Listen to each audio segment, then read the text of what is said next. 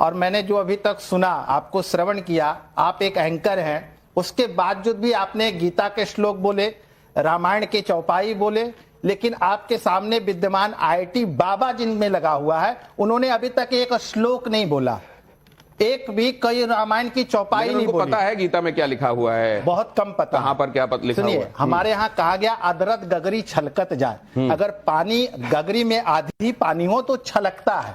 उनका कारण मात्र यही है। ये आईआईटी बाबा हुए, वहां भी उन्होंने पूर्ण ज्ञान प्राप्त नहीं किया, आध्यात्मिक ज्ञान में भी उनको पूर्ण ज्ञान प्राप्त नहीं हुआ। क्यों? क्योंकि गुरु का सानिध्य नहीं मिला। कह रहे हैं इनको भी मारेंगे। गुरु का सानिध्य नहीं मिला। वेद में खुद देने वाला वो वेद सिखाएंगे।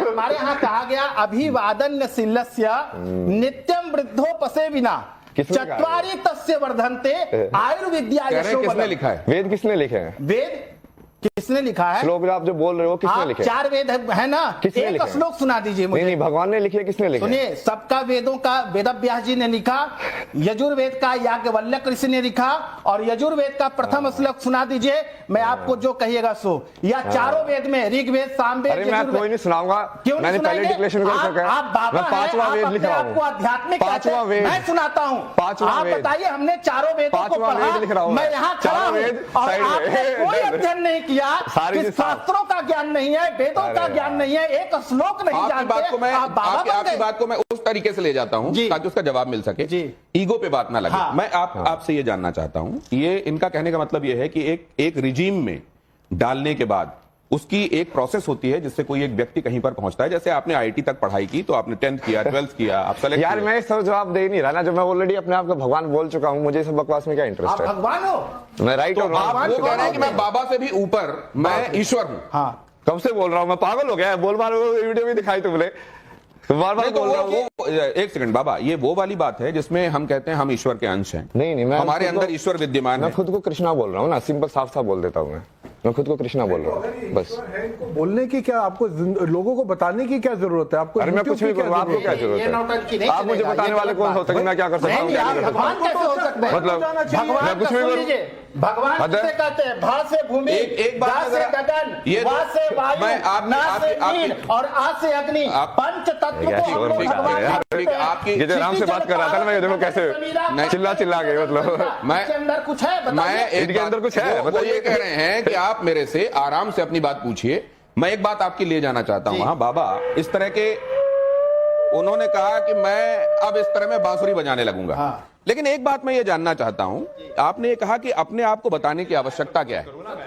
अपने आप को बताने की आवश्यकता क्या उस समय जब भगवान राम हुए या जब भगवान कृष्ण हुए, उस समय आवश्यकता पड़ी थी या नहीं पड़ी थी? अब जरा इसको यहाँ ममता का लीजिए, आप तब से कुछ चीजें देख रही हैं और आप नोट डाउन भी कर रही हैं। क्या महत्वपूर्ण ऑब्जर्वेशन है अभी तक आपके?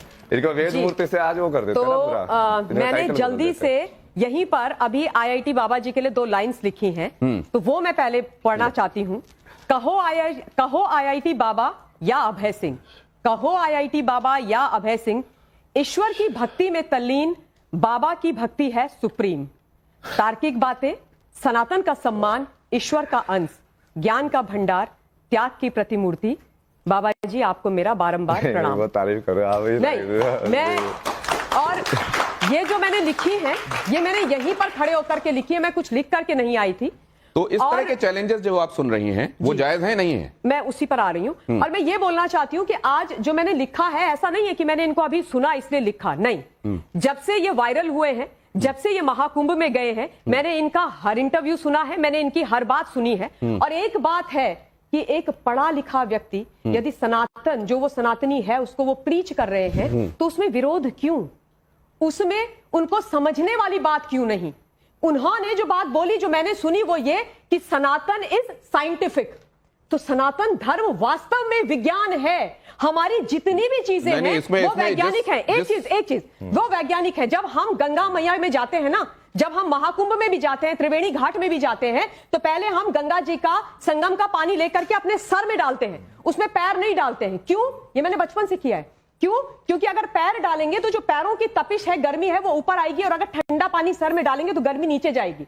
तो Sanatan is directly related to science and that is what he is talking. उस पे जाएंगे हम, लेकिन मैं ये जानना चाहता हूं, he is saying I am God. हाँ, यू सब्सक्राइब टू इट? देखिए, हमारे यहाँ पे सनातन में क्या बोलते हैं? कण कण में भगवान है। हाँ। तो कण कण में भगवान है जब हम मान रहे हैं, और हम ये भी कहते हैं कि ईश्वर का जो हमारे अंदर जो आत्मा है, आत्मा अजर अमर है, ठीक है ना? ये आपने महत्वपूर्ण बात कही है, लेकिन कण-कण में उन्होंने उनसे मैंने ये सवाल पूछा कि जैसे हमारे अंदर ईश्वर विद्यमान है, क्या आप वैसे ही कह रहे हैं कि मेरे अंदर भी ईश्वर विद्यमान है? उन्होंने कहा नहीं, मैं कृष्णा हूं। अब ये क्या वही one and the same thing है या इसमें फर्क है, अलग अलग है? ये आपसे समझूंगा, लेकिन मानवी आपको क्या दिखाई देता है? देखिए, मेरे को तो जो अभी तक मैंने सुना ये दिखाई देता है कि एक व्यक्ति जिसका अच्छा करियर चल रहा था, वो अच्छा सेटल थे, अच्छा कमा रहे थे, कहीं ना कहीं अगर वो हर चीज को त्याग करके सनातन को जानना चाहते हैं, सनातन में रुचि रखते हैं, तो कई लोगों के पेट में दर्द क्यों हो रहा है, क्यों आपत्ति है? क्या बाबा से कई लोग जल रहे हैं? क्या अगर वो ज्ञानी, उनका कसूर क्या है? उनका कसूर क्या है? वो एक बाबा है, क्या वो पढ़े लिखे हैं, ये उनका कसूर है? क्या वो कसूर है कि वो थोड़ा ज्ञान, उनको थोड़े ज्ञान है ज्यादा, वो अगर वो ज्ञान देना चाहते हैं, ये उनका कसूर है? क्या वो फेमस हो गए रातों रात, लोग उनको पसंद करते हैं? जैसे अगर उनकी कोई भी वीडियो आप देख लें, अगर वो डांस कर रहे हैं तो लोग उनको पसंद कर रहे हैं, क्या ये उनका कसूर है? अगर कोई प्रवचन दे रहे हैं, लोग उस चीज को भी देखना चाह रहे हैं, क्या ये उनका कसूर है?